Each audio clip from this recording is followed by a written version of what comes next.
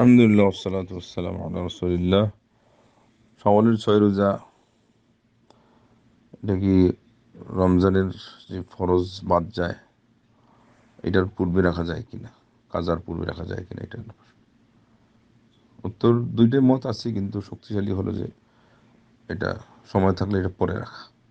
কারণ হাদিসে আসছে যে রমজানটা রাখলো এরপরে ৬টা শাওয়ালে রাখলো, এ রাখার ভিতরে আদা আন ওয়া কাদা আন, আদায়ের তো সময় মতো যেটা হয় কাদা, পরে যেটা হয় এটা শামিল, এটাই শক্তিশালী বেশি। শুধু এক অবস্থায় আলিমুর বলছেন যে রাখা যায়, যখন সময় কমে গেছে তো শাওয়ালে না রাখলে আর সুযোগ নেই, রমজানেরটা অন্য সময় রাখা যাবে, সেই হিসাবে বলছেন যে চলে।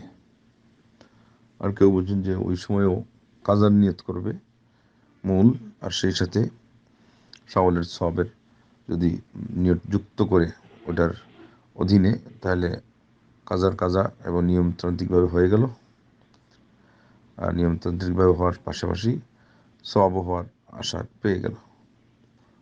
তো সেই জন্যে এই সম্ভাবনাময় জিনিসের মধ্যে যাওয়ার আগেই পরিষ্কারভাবে, যাতে সুস্পষ্ট ও নিশ্চিতভাবে সওয়াব পায়, সেই জন্যে নিয়ম ফলো করে যাদের যে সমস্যা থাকতে পারে তারা আরও আগে ভাগে ঈদের দিন পার হয়ে গেলেই যত তাড়াতাড়ি রেখে ফেলা যায় ভালো, এবং এটা অভ্যাসের দিক থেকেও ভালো এবং সহজ হয়।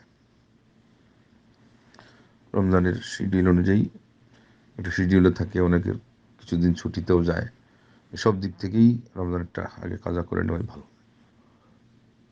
যাদের কাজা হয় নাই তারাও শাওয়ালের তাড়াতাড়ি পারে রাখে, তত ভালো, কেননা শুভ কাজে দেরি নেই, এটা আমরা সবাই জানি।